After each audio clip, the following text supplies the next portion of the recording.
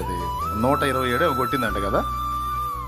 ఆ అమ్మాయిని అందరూ గనపరిచినప్పుడు ఆ అమ్మాయి దేవుణ్ణి గనపరిచింది చూసారా. నాకు తెలిసి కోట్ల మంది చూస్తారు అది. క్రికెట్ అంటే భాష, దేశము అనే భేదం లేదు, ప్రాంతీయ భేదం లేదు, జాతి, మత, కుల, దేశ, ప్రాంతీయ ఏ భేదం లేదు, అందరూ చూస్తారు.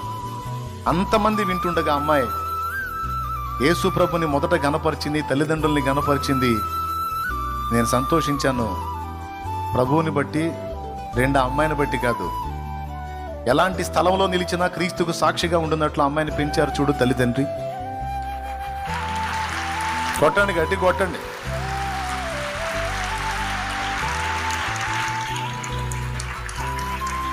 ఇప్పుడు ఆ అమ్మాయి దేవుణ్ణి గనపరిచింది కదా.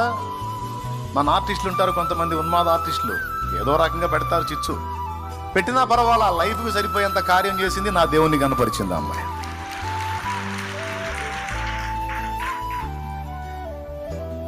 ఎంతమందిలో ఉన్నా సరే చూడు, మొహమాటం లేకుండా యేసు ప్రభు నాకు ఇచ్చిన గెలిపిదని, ఇది మొదట దేవునికి మహిమ అని చెప్పి ప్రభువుని జీసస్ అని యేసు ప్రభుని ఎత్తింది అమ్మాయి. తర్వాత ఆయన వాగ్దానం కూడా ఎత్తి మాట్లాడింది.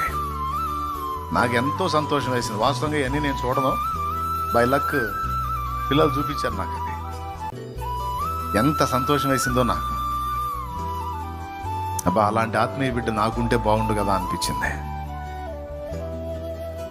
కన్న తల్లిదండ్రులు ఎంత సంబరపడ్డారో, ఆ బిడ్డకు బాప్తీసం ఒకవేళ దైవజనుడు ఇచ్చుంటే ఆ దైవజనుడు పండగ చేసుకుంటాడు, చెప్పుకుంటాడు నా బిడ్డ, నా ఆత్మీయ బిడ్డ. అంత ఘనత తెచ్చింది. ఆట తీసేయి, పక్కన పెట్టేసేయి, అది ఏముందిలే కానీ అవకాశాన్ని వినియోగించుకొని జీసస్ అందు చూడు. అప్పుడు అందరికీ ఎలిగిద్దిగా యేసు అనే మాట.